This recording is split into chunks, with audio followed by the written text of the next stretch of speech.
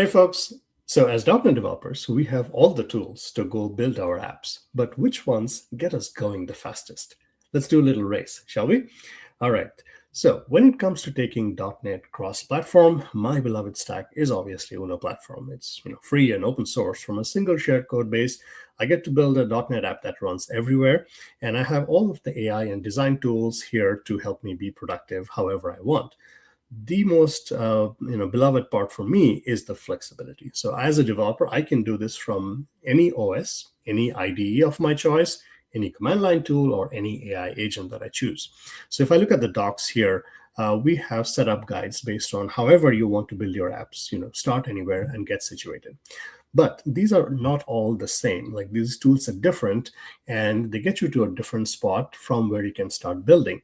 And based on where you want to start, let's say choose Visual Studio, for example. It's a full-blown IDE, so it's going to expect you to have some certain things installed. So while we do this quick little race, very unscientific, by the way, we're not going to measure your setup times, because you might be on a brand new machine. You might not even have .NET installed. So run Uno check. That's going to get you all of the dependencies and the SDKs that you need. On IDEs, you might also want to install an extension that gives you extra things to work with. So we're not going to measure the setup times, but granted that you have all of the bits installed, how long does it take for you to go from zero to an empty app from where you can start building, right? And my one, moment of, or tool of, truth is going to be this little stopwatch. So very unscientific, right? But let's give it a try, shall we? So I have a little desktop here where I have a couple of empty folders. Let's bring up our stopwatch here, and let's start with the command line. Again, the tools are not quite the same. They do different things. But let's just see how they work out. Again, from zero to an empty app. So I'm going to hit start on the stopwatch. There you go. So I'm on my desktop here. Let's see the folders here. I'm going to get into the CLI folder. And here, again, I have the bits installed, so I can have the templates running, .NET new Uno app. Now, this is the absolute bare bones template that just gives me a hello world app, and it's done scaffolding. So let's open this up just to make sure it did its job. I'm going to open this up in VS Code. Don't need the AI agent for now. You can see it's trying to load up the solution, read all the things. Let's make sure it's looking at the right CS proj, which it is. And let's change the runtime here to desktop. Now, I do want to quickly check that it scaffolded all the apps right. So it's got the platforms, it's got all of the files right. So now let's go quickly do a build.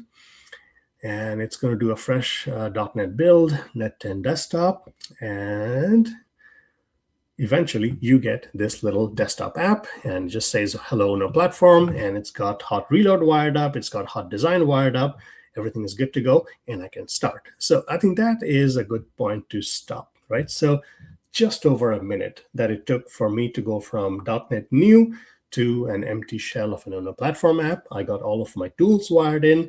I got my scaffolded project. From here on, I can start building out my app, right? And I also have, design tools here, so I can go into hot design. I can, run my app. I can see all of my UI. I can interact with it, or I can use an agent to go build up some UI. In design mode, I can drag and drop my UI. I can, change up properties once I select individual items and so on. So I am set, and I can, get started from here on. So command line, right about a minute, which is what I expected, right? Okay, so since we are on our IDE anyways, let's continue with our IDE. And in this case, it's going to be VS Code first. Then we'll look at Visual Studio. Okay, so since I'm on VS Code, I do have an extension installed, and this one here is Uno Platform extension. This one gives me a whole lot of bells and whistles here to get started on my app. It connects up to simulators, gives me choices as to how I deploy my app, and so on. So let's go back in here, and let's go back to our stopwatch, reset that, and hit start again. All right, so really quick. Create a .NET project, discovering project templates. Okay, Uno, there's my Uno platform app template. I hit that, and where do I want? Let's call it, save it in the IDE. What's your name? Let's just call it IDE just to make it consistent. Solution file, yes. I can also do solution X for the newest ones and create a new project, and it's done. It's done. Which one? Choose to open? Yeah. How about, yeah, that one. So it's again finding that it's got the CS prods loaded up, and let's change up the runtime really quick and hit run. Yeah, okay, which debugger? Okay, choose that. Should be the exact same, empty app. And here I get hello no platform again. And now this one being the first time round, it says here's your hot design. I'm going to hit that. And here's my empty app. And let's go in here and hit stop. So actually, VS Code, or maybe this was just what I was doing faster, just a tad, under what CLI came in as. Because from CLI, I could have done .NET Run to go ahead and run the app, but I did open it up in my IDE. But about the same, right? Would you say, between VS Code and command line, which I love. So here's my app again, and everything is, loaded up. I am good to go. Here's my IDE project, and I got platforms, to key platform-specific things in there. I have global usings. I have configurations. I got global JSON to control my SDKs. And I have my app SAML and main page SAML. From here on, I can start building my app out, right? So pretty darn good and fast. Okay, so shall we do Visual Studio, right? So here's my clock, and let's actually go over to my Windows machine here. Now, let's not, let's open up Visual Studio just so it has a running start, right? And let's go up to our clock here, and we're going to hit start. All right, Visual Studio, let's get going. Start new, and here's my Uno platform app. I'm going to hit next. Uno app 1 in the downloads folder. That's fine. So now here you will actually see a visual way of the wizard coming up, because it's trying to give you all the options here. What do you want with authentication and extensions and tools and theming? I'm not going to choose anything or change anything. I'm just going to hit create. So just accept all the defaults and just go. .NET 10 runtime and whatever the defaults are. This might actually give me a little bit more out of the box. It's creating. Now, Visual Studio is a full-blown IDE, so it's going to give you a lot more things once it's done scaffolding the app. Okay, and it's run. It's done with the scaffolding, and it's pretty good here, looking good. Just going to change this up to run this as quickly as I can. Come on, Visual Studio. It's thinking on that drop-down. Okay, no, I don't want to install other things here. Ignore that, and let's just go on desktop. I think it was looking for some Android dependencies that I did not have. That's fine. I just want to see it running on any target platform, desktop. So it's skipping the analyzers to do a build, which is good. But again, for the first time, it didn't have anything. That's the dev server, the thing, the glue that keeps your design surface and your IDE in sync. That's the little terminal that you see come up. And it's a fresh build, so it has to pull down all the NuGet packages and the dependencies. And it's trying to go, there it is, almost there. Come on, Visual Studio. Okay, so you actually get a little bit more in here with the defaults, exit hot design. So I actually get a dual page setup here with Uno. So here I can say, my name's Sam, go to the second page, and there's Sam. And that's it, that's done. That's an empty shell of an app, and I'm gonna hit stop. All right, so 1 minute and 55 seconds. So not bad for a full-blown IDE that gives me actually a little bit more of an app if you think about it, because this one still has hot reload and hot design and everything wired up, but it gave me like 2 different pages. I can navigate back to the first page.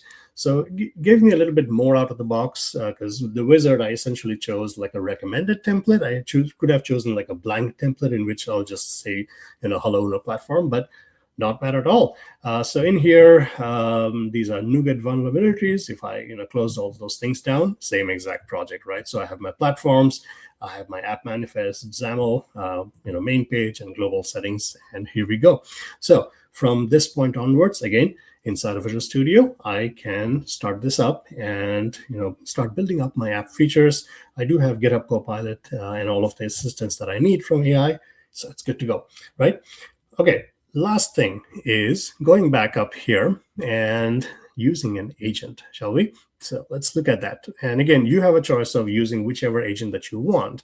So for example, I can go in here and choose Claude, right? And we have some simple setup guides. Again, run uno check.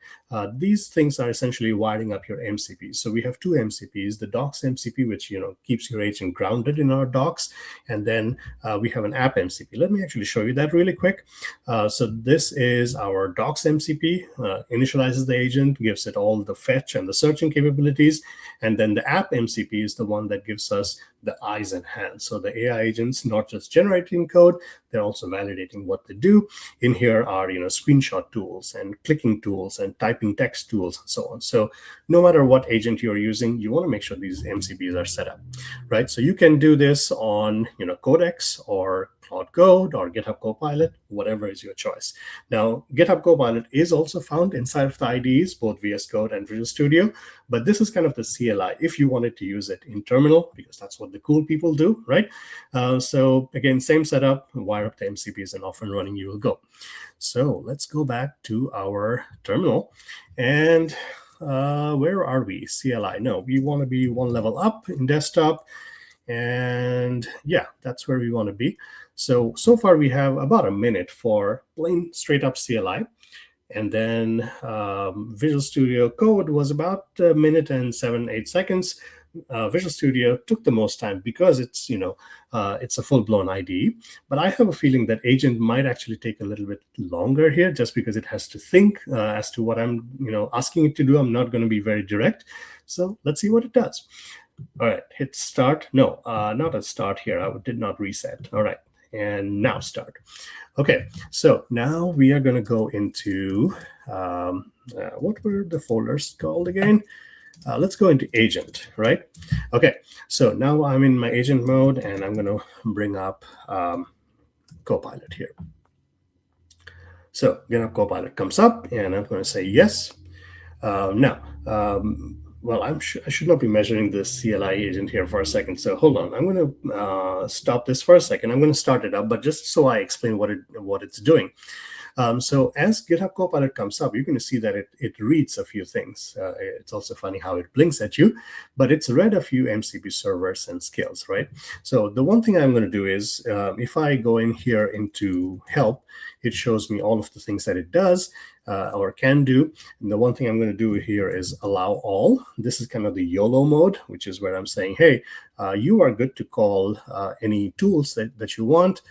So don't ask. All permissions are now enabled, so the agent can just fly on his own. And if I do a whack MCP, you're going to see that those two MCP servers wired up. So I have my Uno, I have my Uno app MCP, and I also happen to have GitHub MCP, which is what it comes wired in. So it has all of those things. So now let's start this back up again. So let's say I want to create an empty Uno platform app, right? Go. Now the agent really does not have any context, because I just said I want to create an empty Uno platform app, so it has to figure out that it is a .NET project that I'm first up looking for. It has to go check, do I have .NET new templates? And it has to go look at the docs, because I'm really not giving it anything compared to a command line or a CLI or an IDE, which is a very direct way of creating an app. Here we are going from absolutely nothing. The agent has no clue as to what I'm asking it to do. So it is having to think. It is having to do some thinking and some web searching to figure out what is it that the user wants me to do. So it's thinking, and this is on Claude Sonnet 4.6 as the AI model. So a deep thinking model, probably complete overuse, because it's meant for deeper reasoning things, while I'm asking it to create just a hello world app. So this is taking a while for it to think. Let's see if it does. And Claude would not be any better, because Claude and GitHub Copilot, they might both have the same MCPs, but they both have to figure out what it is that the user is trying to do. Oh boy, the agents are not doing as fast as I thought they would. The clock is ticking, Copilot. Come on. So what it's doing behind the scenes here is, trying to figure out what do I need to create this app, because it probably has to go through here and run a couple of doc searches and doc fetches to figure out how do I start a brand new Uno platform app. And then the app MCPs come in. Once it actually has an app, it can actually test the UI itself. So it's kind of like Playwright for .NET native apps. So has GitHub Copilot figured it out yet? No, it's still thinking. Still thinking. Yeah, Copilot uses AI. Surprise. Yes, it can make mistakes. So now it goes. Okay, the user wants me to create. Now, you see that? That's the MCP tools being wired up. Hands off, because I have said YOLO, allow all. So it's going off on its own, doing doc searches, doc fetches to say, how do I start a .NET app? Because the agent just does not know. I gave it very little. Let me ask the user. Okay, asking the user, what would you like Uno test? Because I didn't even say what my app name should be, right? So it's not quite fair, because I'm asking the agent to do a lot of heavy lifting here without giving it anything. A template exists, and go available. Okay, now it's creating a Uno platform app. That's good. So essentially it did a .NET new, and the project is ready to build and run. Okay, so it's done. Let's launch this app on desktop. Again, very little guidance, right? So it has to figure out that it's a multi-targeted app, and it runs on desktop, it runs on WebAssembly and iOS and Android. So it actually has to figure out all of that out from CSprot, and then hopefully it'll get some of the MCP tools working again to get going. So build has succeeded. Now launching. Good for you, agent. There you go. So Hello Uno platform is up and running, and we have an empty app, and everything is good. So I am going to go ahead and stop the clock. Okay. All right. That's not fair. The thing that I love the most is the one that took the most time. But again, these tools are not quite the same, right? Because what we gave the agent was literally nothing, right? So what I gave the agent was something a non-technical person would do. We could just say, create me an Uno platform app, or create me a cross-platform .NET app. And I didn't even say how to do a build or how to do launch of the app. I just said, run the app on desktop, and it did. So the agent actually has to do a lot of heavy lifting trying to figure out, what does it mean? How do I create an Uno platform app? And then what are my MCP tools, and how do I launch it? So the bottom line is, it really depends, and the end result of what you get also depends. With the agent, you can kind of go completely hands-off, and you can script the whole thing. You can say, build me an app that does all of these things. Make sure you test it before you're done. The agent will be completely autonomous and get working on its own, which is the beauty of it. And you can spin up multiple agents in parallel mode. You can actually pitch Claude and Copilot against each other, or Codex, and see how they're doing. But the bottom line is, you, the developer, are the one in control, right? So choose whichever one you want to get started on. There is no right or wrong. Maybe you want to, get going on an IDE, because that's what gives you the empty project the quickest, or maybe even a command line, and then the agents come to work to build you newer UI, newer pages, because then they actually have all of the context wired up instead of starting from scratch, right? But as a developer, you're the one in charge, and you get to pick the tools that make you the most productive. So a quick little rundown, a little race between IDEs, command line, agents, and other types of tools to help us get going from zero to an empty app with Uno platform. And all of this is cross-platform.NET, and I love the flexibility that we can have so many different tools to get us going towards building our next .NET app. So that's it from me, and thanks a lot for watching this unscientific test, but hopefully it was a little fun, and I can't wait to see what you built, and thanks again.